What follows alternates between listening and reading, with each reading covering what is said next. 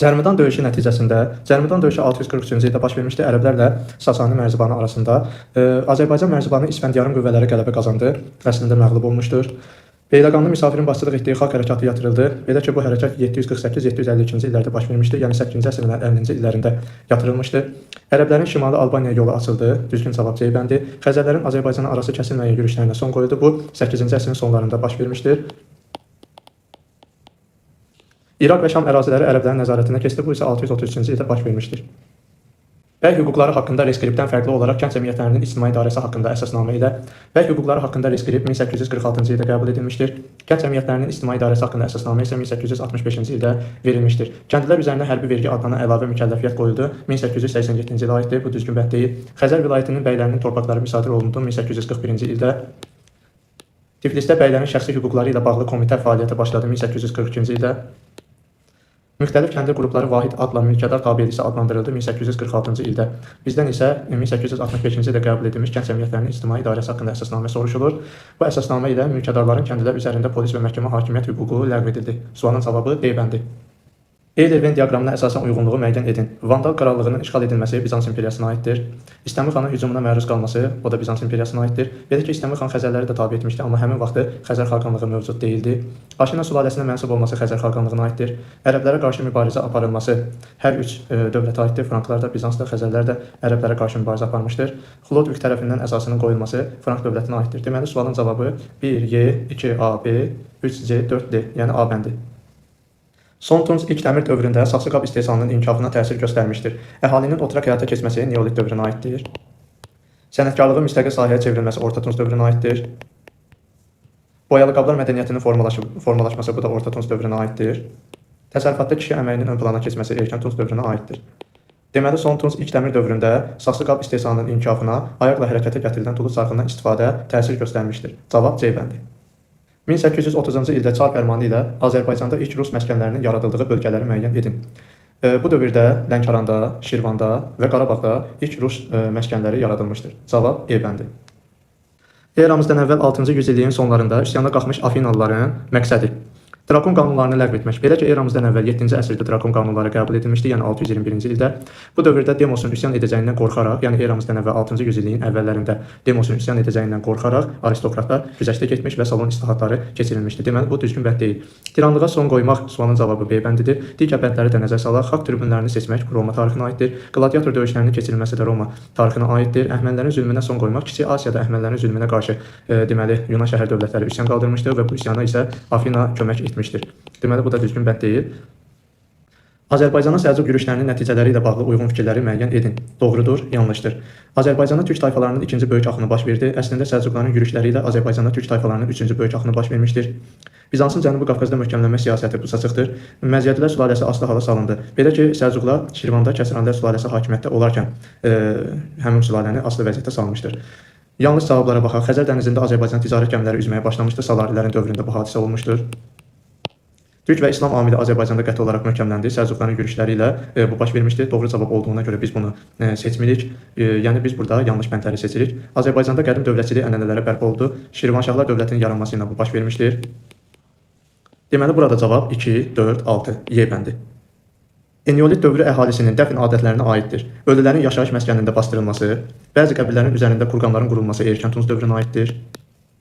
Cəsədin üstünə qırmızı boya səpilməsi, ölü yandırma və kollektiv dəfn etmə adətlərinin yaranması da Erkən Tunc dövrünə aiddir. Burada cavab A bəndidir.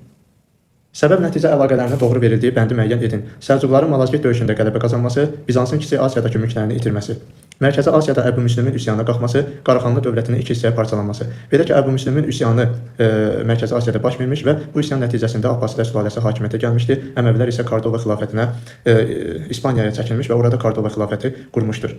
Yəni bu hadisə baş vermişdi 8-ci əsrin ortalarında. Qaraxanlı dövlətinin iki hissəyə parçalanması isə baş vermişdir 11-ci əsrin ortalarında, yəni 1042-ci ildə. Verdi müqaviləsinin imzalanması 843-cü ildə baş vermişdir. Böyük Karlın imperator titulu əldə etməsi isə 800-cü ildə aiddir. Deməli, bu da düzgün bənd deyil. Kiyev knyazı Svyatoslavın qarətçi yürüşü 965-ci ildə baş vermişdir. Xəzər xaqanlığı da bu yürüş nəticəsində süqut etmişdir. Fuatiya döyüşündə ərəb qoşunlarının məğlub olması, belə ki, Fuatiya döyüşü 732-ci ildə baş vermişdir. Ərəblərin Şərqi Avropa yürüşlərinin qarşısı alınması, ərəblərin Şərqi Avropa yürüşlərinin qarşısını Xəzərlər almışdır. Franklar isə Fuatiya döyüşündən sonra ərəblərin Qərbi Avropaya yürüşlərinin qarşısını almışdır. Deməli, burada cavab B bəndidir. 19-cu yüzilliyin sonunda Təbrizdə, 20-ci yüzilliyin ikinci yarısının ikinci 10 illiyində Bakıda qadınların güclü etirazı ilə nəticələndi. Əhalinin üzərinə müharibə xərci adına vergi qoyulması 20-ci yüzilliyin əvvəllərində Cənubi Azərbaycanda baş vermiş azadlıq hərəkatına aiddir. Dövlət kəndlilərinin köçmə hüququnu ləğv edilməsi isə 1853-cü ildə Şimali Azərbaycanda baş vermişdir. Kəndlilərin ağır şərtlərlə torpaqları icarəyə götürmələri, bu da düzgün bəd deyil. Yararlı olmayan torpaqların pay torpaqlarına əlavə edilməsi ilə verginin artırılması 1903-cü ildə Şimali Azərbaycanda verilmiş əsasnamə ilə bu baş vermişdir. Deməli, sualın cavabı C bəndi. 1898-ci ildə Təbrizdə, 1916-cı ildə də Bakıda müttəkillərin süni şəkildə ərzaq məhsullarını bahalaşdırmaları qadınların güclü etirazı ilə nəticələnmişdir. Eramızdan əvvəl 8-ci əsrin birinci yarısında Manna dövlətinin güclənməsinə səbəb oldu. Vaş döyüşündə Manna qoşunlarının qələbə qazanması, belə ki, bu döyüş eramızdan əvvəl 8-ci əsrin ikinci yarısına aiddir və bu döyüşdə Manna qoşunları məğlub olmuşdu. Mannanın Midiya tərəfindən himayə olunması, bu da düzgün bəd deyil. Türk tayfalarının ölkə ərazisində məskunlaşması, bu eramızdan əvvəl 7-ci əsrin birinci yarısına aiddir. İran zonunun mərkəzləşdirmə siyasəti eramızdan əvvəl 8-ci əsrin ikinci yarısına aiddir. Deməli, Urartuya qarşı aparılan müharibələr eramızdan əvvəl 8-ci əsrin birinci yarısında Manna dövlətinin güclənməsinə səbəb olmuşdur. Cavab A bəndi. Daha sonra baş vermişdir. Əməvilər sülaləsinin hakimiyyətə gəlməsi 661, Verdi müqaviləsinin imzalanması 843, Qəznəli dövlətinin əsasının qoyulması 1187, İmperator Justinianın Sasani şahı ilə sülh müqaviləsi imzalanması 532, Kürşadın başçılığı altında üsyanın baş verməsi 639-cu ilə aiddir. Burada daha sonra baş vermiş hadisə C bəndidir. Eramızdan əvvəl 1-ci əsrin birinci yarısında Roma Atropatena münasibətləri üçün xarakterikdir. Atropatenanın Roma ilə dostluq münasibətləri saxlaması bu eramızdan əvvəl 1-ci əsrin ikinci yarısına aiddir. Belə ki, eramızdan əvvəl 38-ci ildə Roma ilə Parfiya arasında baş vermiş döyüşdən sonra Parfiya Atropatenaya qarşı işğalçılıq siyasəti yürütmüş və Atropatena da Parfiya ilə ittifaqı pozaraq Romanın tərəfinə keçmişdir. Pompey ilə Oroys arasında sülh sazişinin imzalanması, bu da Albaniya dövlətinin tarixinə aiddir. Çünki Oroys Albaniya hökmdarı idi. Romanın köməkli Atropatenada Selevki hökmranlığına son qoyulması, bu isə eramızdan əvvəl 190-cı il Magneziya döyüşündən sonra baş vermişdir. Fraspa döyüşündə Roma qoşunlarının məğlub edilməsi eramızdan əvvəl 36-cı ilə aiddir, yəni eramızdan əvvəl 1-ci əsrin ikinci yarısına aiddir. Belə ki, eramızdan əvvəl 1-ci əsrin birinci yarısında Lukul və Pompeyin şərqə yürüyüşü nəticəsində Atropatena Romadan asılı vəziyyətə düşmüşdür. Cavab A bəndi. Tarixi proseslərin məntiqi ardıcıllığını tamamlayın.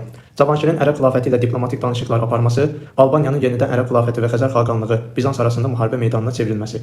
Belə ki, Cavanşirin Ərəb xilafəti ilə diplomatik danışıqlar aparması nəticəsində Arşakilər sülaləsinin hakimiyyətinin bərpa olunması, bu düzgün bəd deyil, çünki Cavanşir Mehranlı sülaləsindən idi. Ərəblərin Azərbaycana ilk hücumlarının dayandırılması, bu Ərəblərin Xəzərlərə məğlub olması ilə 643-cü ildə ilk hücumlar dayandırılmışdı. Cavanşirin Ərəb xilafəti ilə diplomatik danışıqlar aparması isə 667 və 671-ci illərə aiddir. Bizanspərəst qüvvələrin Cavanşirə sui-qəsd təşkil etməsi. Deməli, Cavanşirin Ərəb xilafəti ilə diplomatik danışıqlar aparması onun sui-qəsdi ilə nəticələnmişdir. Albaniyanın Abbasi xilafətinin vassalına çevrilməsi, belə ki, Albaniya Cavanşirin Ərəb xilafəti ilə diplomatik danışıqlar aparması nəticəsində Albaniya Əməvilər sülaləsindən asılı vəziyyətə düşmüşdü. Yəni, həmin vaxtı Abbasilər sülaləsi hakimiyyətdə deyildi Ərəb xilafətində. Albaniyanın Ərəb xilafəti, Xəzər xaqanlığı Bizans arasında müharibə meydanına çevrilməsi və bundan sonra isə, yəni bu müharibələr nəticəsində Ərəb xilafəti qələbə qazanmışdır. Deməli, burada cavab 2C, 4Y. C bəndi. Paytaxtları rəqəmlərlə verilmiş feodal dövlətlərin 10-cu əsr tarixinə aid ümumi cəhətləri müəyyən edib. Burada Şamaxı, Gəncə, Naxçıvan, Təbriz və Ərdəbil şəhərləri rəqəmlərlə işarə olunmuşdur. Səlcuqlar tərəfindən süquta uğradılması, belə ki, Səlcuqlar tərəfindən paytaxtları 10-cu əsrdə olan dövlətlər süquta uğradılmamışdır. Səlcuqlar deməli, paytaxtı Gəncə olan Şəddadilər dövlətini 11-ci əsrdə, yəni 1088-ci ildə süquta uğratmışdır. Paytaxtı Təbriz olan Rəvvadilər dövlətini isə 1065-ci ildə süquta uğratmışdır. Muğan hakimliyinin asılı hala salınması, Muğan hakimliyini yalnız Rəvvadilər dövləti asılı hala salınmışdır. Yəni, paytaxtı Naxçıvan olan dövlət asılı hala salınmamışdır. Ərəb mənşəli sülalənin hökmranlıq etməsi, belə ki, 10-cu əsrdə paytaxtları Şirvan olan Şirvanşahlar dövlətini və paytaxtı Təbriz olan Rəvvadilər dövlətini Ərəb mənşəli sülalə idarə etmişdir. Dərbəndin ələ keçirilməsi, belə ki, paytaxtı Ərdəbil olan Sacilər dövləti, həmçinin Salarlar dövləti 10-cu əsrdə Dərbəndi tabe etmişdir və paytaxtı Şirvan olan, daha doğrusu Şamaxı olan Şirvanşahlar dövləti də 10-cu əsrdə, yəni 988-ci ildə Dərbəndi asılı vəziyyətə salmışdır. Deməli, burada sualın cavabı B bəndidir. Romada eramızdan əvvəl 1-ci yüzillikdə vətəndaş müharibələrinə gətirib çıxaran amillər, ordunun muzlulardan təşkil edilməsi, plebeylərin öz hüquqları uğrunda patrisilərlə mübarizə aparması bu eramızdan əvvəl 5-ci və 3-cü yüzilliklərə aiddir. Sərkərdələrin nüfuzunun daha da artması, orduya başçılıq edən strateglərin özbaşınalıqları, strateglər qədim Yunanların tarixinə aiddir. Sərkərdələr arasında hakimiyyət uğrunda mübarizə. Sualın cavabı D bəndi. Qədim və yeni daş dövrlərinə aid ümumi cəhət, yəni paleolit və neolit dövrlərinə aid ümumi cəhətlər. Torpağın toxa ilə şumlanması bu yalnız neolit dövrünə aiddir.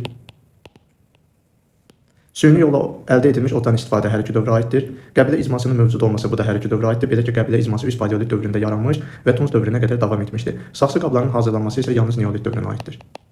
Deməli, sualın cavabı D bəndi.